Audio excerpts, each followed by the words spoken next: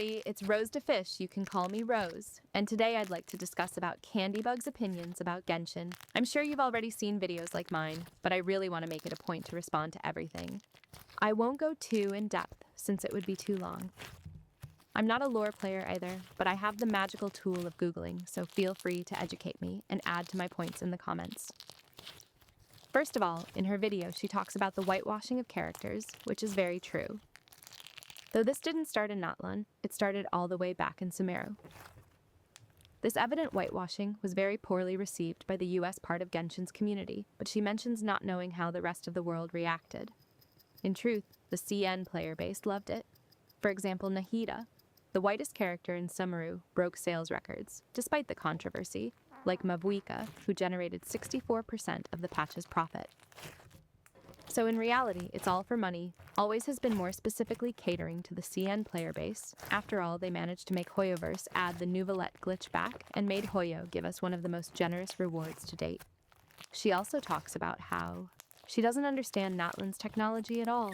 She mentions she would have preferred it to be like the dragon's technology.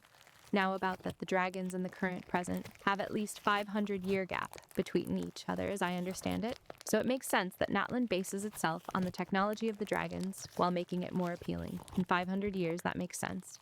But why does only Natlan have that? Well, it has access to different resources. Natlan has access to phlogiston, the red bar next to your health. It's not the first time this happens. Fontaine has guns and robots too. But why are they so different? Well, because they also have different resources. They don't have phlogiston, but they have Osea and Numa to power their clockwork mechas. And Nod Cry has Kuvaki. Liyue, Inazuma, and Monsat and Sumeru don't have that strange, powerful power source, so they can't make something as advanced as that. So it makes sense. They have less modern stuff.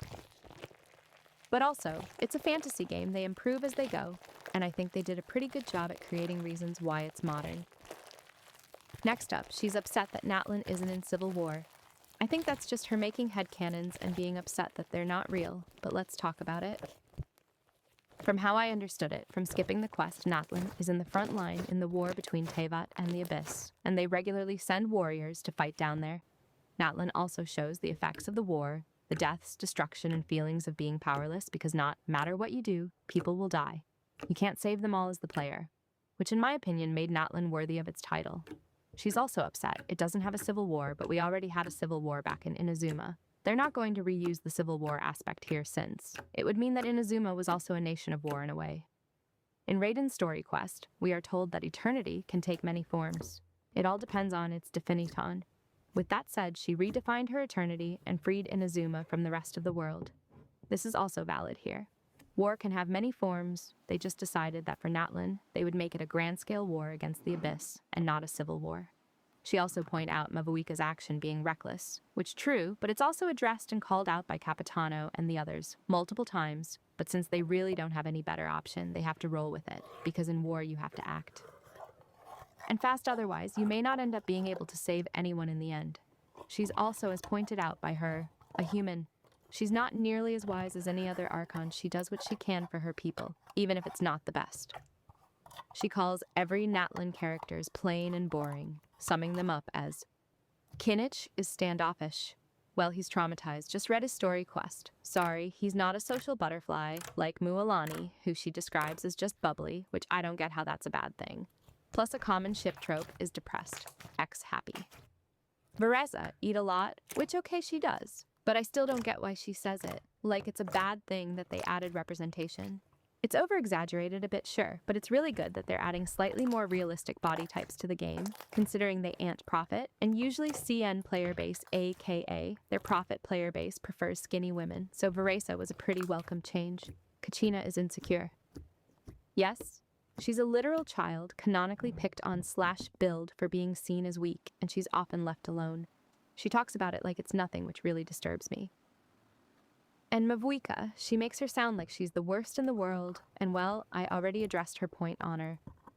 About the power of friendship ending, yes, it was cringe, but some could argue it was sweet, though for me, it was low-key cringe. But other than that, it's really nothing bad. Vereza replacing Ianson. Vereza was always meant to be a 5-star. She has a unique model. How could they not make her a 5-star and showcase her unique model by putting her in the spotlight? To obviously sell because it's a gotcha game, she's obviously implying Varesa replaced Ian-san. Because Ian-san is darker skinned, I do feel like it could be a possible if. Hoyo didn't only care about money, which they do, but it only comes off as a bit weird. While I do think acknowledging that darker skin isn't valued and showcased as much as it should be in Genshin. This obsession with skin tone will continue throughout this video. But I would like to reiterate, the only reason Genshin puts out more light-skinned characters is because they sell better. That's it. That's all. Gosh, that was a long one for my first rant. I'll do another one specifically on her opinions about Linnea.